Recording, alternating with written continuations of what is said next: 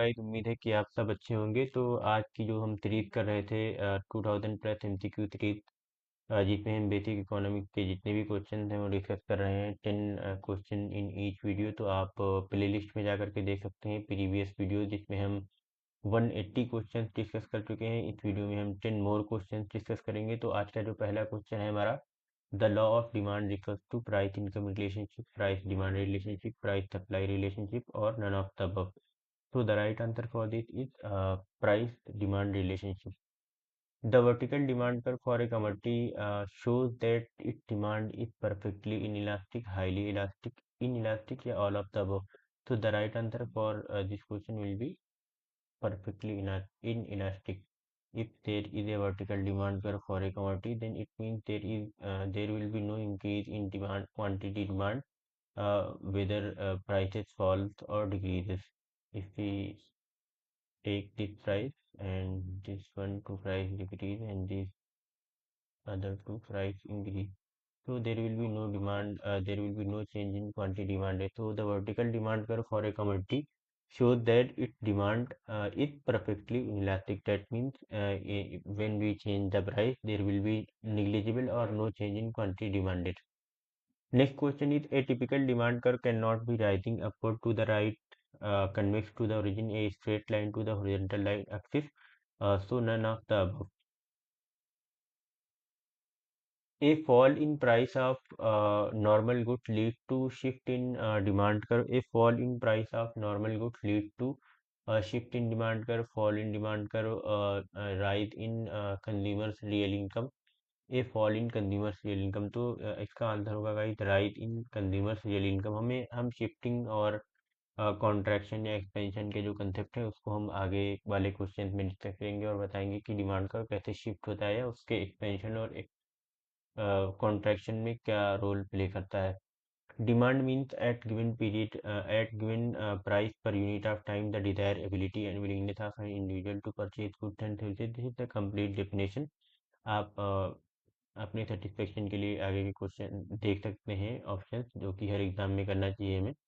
The desire and willingness of the individual for all the goods and services for his standard of living, know the ability of the society to purchase all that is on the market at a given period of time, no none of the above. So the right answer for this question is one. Expansion and contraction in demand are caused by changes in income of buyer, change in taste and preferences of the buyer, change in the price of commodity and change in prices of related goods. So guys, जो expansion और contraction होता है हमेशा, वो जब भी हम demand का कॉन्ट्रैक्शन देखेंगे या हम अपना एक्सटेंशन देखेंगे, तो हमेशा किसी भी जिस भी गुड्स की हम बात कर रहे होंगे उसके अपने प्राइस में क्या चेंज आ रहा है, उसकी वजह से हमारा जो जो भी एक्सपेंशन या कॉन्ट्रैक्शन होगा डिमांड कर में, उसको बोलेंगे change in the price of that commodity. Which of the following elasticity of demand meters the movement along the demand curve rather than shift in the demand curve? So guys, the question is almost same. इसमें पूछा है कि कौन सी elasticity of demand, यानी किस चीज़ के change होने से हमारे डिमांड कर्व में मूवमेंट होता है along the demand curve. Movement means along the demand curve, इसी डिमांड कर्व के along जो है हमारा मूवमेंट होता है ऐसे करके। ये कोई नए डिमांड कर्व पे हम शिफ्ट नहीं होते हैं या पुराने की तरफ हम नहीं जाते हैं। तो इसमें जो इनकम इलास्टिसिटी ऑफ डिमांड है वो नहीं होगा। और क्रॉस इलास्टिसिटी ऑफ डिमांड यानी रिलेटेड गुड्स के प्राइसेस से, none of the above is also wrong. So the price elasticity of demand, whenever the price will be change for a commodity, then there will be a movement along the demand curve. Purchasing power of money falls when price elasticity, price level increases, income level decreases, price level decreases और money supply fall. तो जब भी purchasing power of money fall होगी या कम हो जाएगी, तो उसका ये मतलब होता है कि प्राइस लेवल जो है वो बढ़ गया। यानी कि पहले आप सेम प्राइस पे कुछ ज़्यादा प्रोडक्ट परचेज कर पा रहे थे, बट अगर प्राइसेस बढ़ गए हैं तो आप एक सपोज 100 रुपीज़ में आप 2 kg एप्पल परचेज कर रहे थे, बट एप्पल के प्राइसेस बढ़ करके 60 रुपीज़ हो गए, तो आप 2 kg 100 रुपीज़ में नहीं परचेज कर पाएंगे। Normal goods have zero income elasticity, negative income elasticity, positive income elasticity, infinite income elasticity. So the right answer for this is positive income elasticity. That means whenever the consumer's income will increase, he will increase the demand too.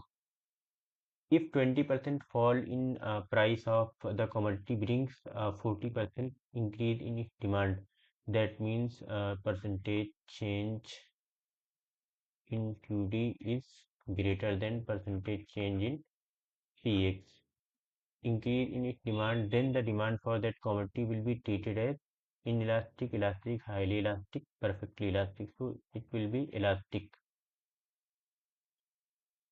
Thank you guys, ये हमारा आज का last question था और हम आपसे उम्मीद करते हैं कि आप लाइक करें, शेयर करें और कमेंट करके आप बताएं कि आपका स्कोर कितना आ रहा है। अगर आपका स्कोर 8 आ रहा है तो आप ए कैटेगरी में हैं, अगर 9 आ रहा है आपका स्कोर तो आप ए प्लस वाली में हैं और अगर आपका 10 आउट ऑफ 10 आ रहा है तो आप ए प्लस प्लस कैटेगरी में हैं। Thank you.